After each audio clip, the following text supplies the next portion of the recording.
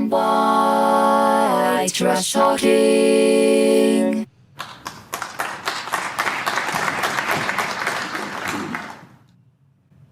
Hello everyone, I'm Doug Johnson, I'm White Trash Talking. So today I want to talk about the war between Iran and Israel. It's really heated up. It's a disaster. It's extremely dangerous. And what happened, as everyone knows, is Israel began the war with a surprise attack one day before scheduled negotiations between the US and Iran in Oman. And it caught Iran unprepared, and it killed numerous high-ranking military officials and scientists. And this is illegal internationally. It's against international law to attack during negotiations because, you know, if you can do that, then there would never be negotiations. Anyway, so Iran has responded with numerous waves of ballistic missiles, and many of which have penetrated the air defense systems and destroyed key Israeli military infrastructure. And on both sides, civilians, unfortunately, are being killed.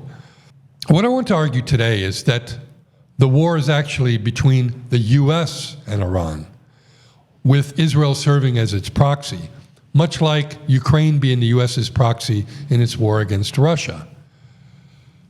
This is maybe a controversial view. A lot of people would disagree with me, but I feel very strongly about this. And I will present the views of two journalists who support this view with evidence that provides a wider context of the true motivations of the US for this war. Here's a short clip by Brian Berletic, who in April of last year wrote an article that ties a 2009 white paper by the Brookings Institute to the US-Iran war today. The paper, which is entitled "Which Path to Persia? Options for a New American Strategy Towards Iran," has, as Brian Berletic explained, served as the US's blueprint for foreign policy towards Iran for the last 16 years. Here's Brian Berletic. I've been warning for years. This is about a division of labor. The U.S. dumped their proxy war with Russia in Ukraine on Europe. They're preparing a major pivot to Asia, and they always wanted to just completely finish destroying the Middle East before they did that, because the hydrocarbons are coming from the Middle East, going to China, fueling its economic rise. This was always a prerequisite for the pivot they now need to make towards Asia. They've already destroyed Syria, Lebanon, Palestine, and are now going for Iran. And the US's MO is to project peaceful intentions while waging war through their proxies.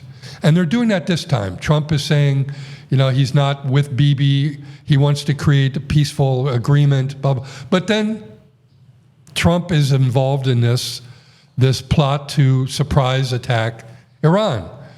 So with Israel as its proxy, the US is desperate to stop China's economic rise, which signals the end to US unipolar power and is seeking to shut down China's primary access to oil.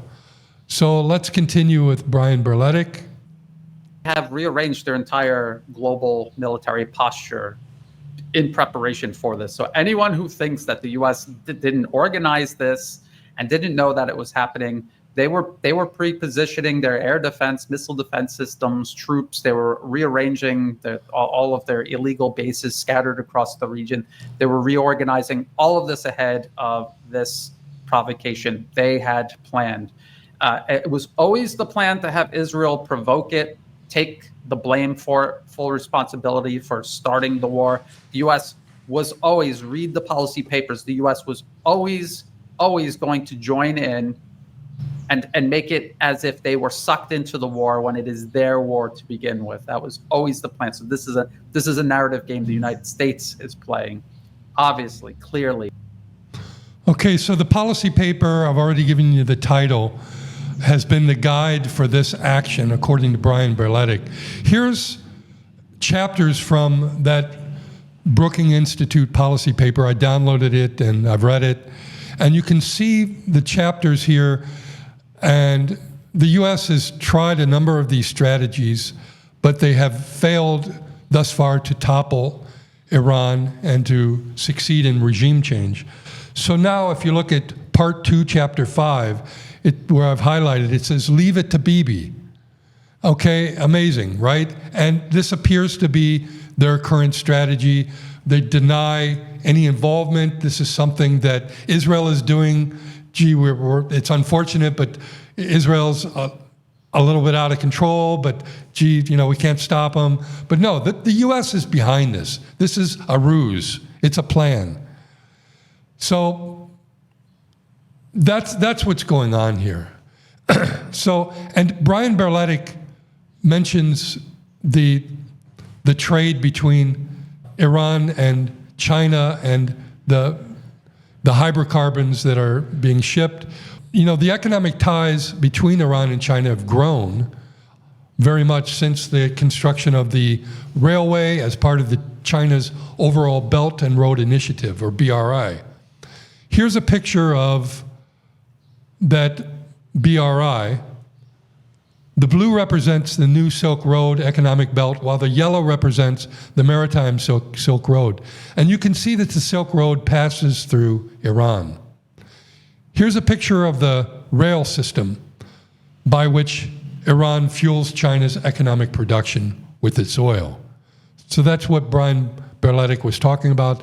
The U.S. wants to stop this by destroying the Middle East, specifically Iran. Okay, so China's Belt and Road Initiative connects not only to Iran, but to many BRICS members, which also include Russia, India, Egypt, Ethiopia, Indonesia, South Africa, and the UAE. More members are on their way. And it is this trading alliance which threatens U.S. global hegemony and status as sole superpower.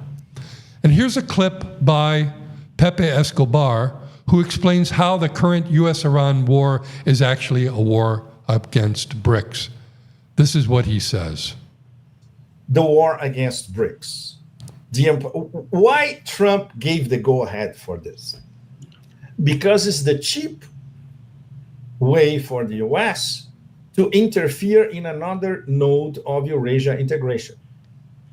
With West Asia completely convulsed, bye-bye to, for instance, finishing the international north-south transportation corridor from Russia through Iran all the way to India. It's what I was doing last month in Iran. I was tracking the corridor inside Iran. So this, in terms of Eurasia integration, is a disaster. In terms of the Chinese New Silk Roads crossing Iran, going to Turkey and then to Europe, same thing. You block it. Okay, so I want to show you a map of the International North-South Transport Corridor, the INSTC. Here it is. It's what Pepe referred to. The part in red is the North-South corridor. Notice that it passes through Iran and it connects India with Russia. And these are all BRICS countries. So destroying Iran, Pepe argues, entirely disrupts the new trade alliance. And let's listen to him continue to discuss U.S. strategic policy. Russia and Iran are fighting Donald Trump. They're not fighting Israel or Ukraine. Right now, Donald Trump is the other side of the fight. And you have to be so much delusional that you can negotiate something with Donald Trump. He's trying to do everything to weaken you, to make you weak with the negotiation. Because he wants to put terms, he wants to force terms on you. Absolutely. And it's even immaterial if this comes from his idea of strategic policy, but he's not a strategist, doesn't even read. How can you be a strategist if you don't read? Or he's being forced by those very powerful towers of the deep state to do what they want. It's probably option number 2. He's powerless in the end. And obviously he has to answer to his mega donors. And of course, the financial interests of the usual suspects, right? Okay, so he's being polite here to Nima, the person interviewing him, who's saying that, this is Trump, this, that. And he's saying, Trump is just a puppet. Trump is a fool. The policy is coming from the deep state, from things like the Brookings Institute and others who are determining what course the U.S. takes in terms of foreign policy. And this corroborates Brian Berletic's view that this would tie into the Brookings Institute study. Okay, let's continue with Pepe Escobar. So it's terrible. We have another puppet. Well, everybody knows that American presidents don't control anything because he's being driven by these very powerful interests behind, and by the industrial military complex, what our friend Ray McGovern called the Mitsimat. The total Mitsimat is anti-Russian and anti-Iranian and anti-China, anti these three strategic threats. Everybody, industrial military complex, Congress, Senate, Congress, Capitol Hill, everything, media, academia, think tanks, security agencies, intel agencies, everything.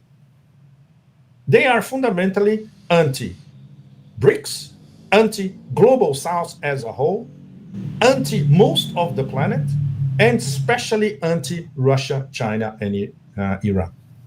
So none of that is going to change. They're anti-global South, anti-rest of the world because of the notion of U.S. exceptionalism. The U.S. cannot tolerate any kind of rival. They must be the global hegemon. They must be the sole military superpower. But they've been eclipsed militarily by Russia. They've been eclipsed economically by China, and they can't deal with it.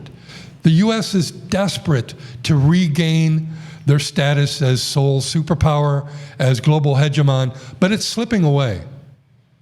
It already has slipped away significantly. What vestiges the U.S. has retained is leaving very quickly due to the behavior of Trump and the U.S. The U.S. cannot be trusted. This is what the world has learned. The U.S. was very good about projecting peace while dominating the world. They were very good at that for many, many years.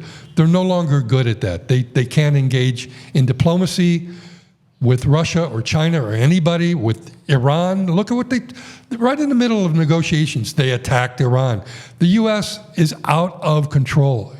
It's renegade country. It needs to be stopped.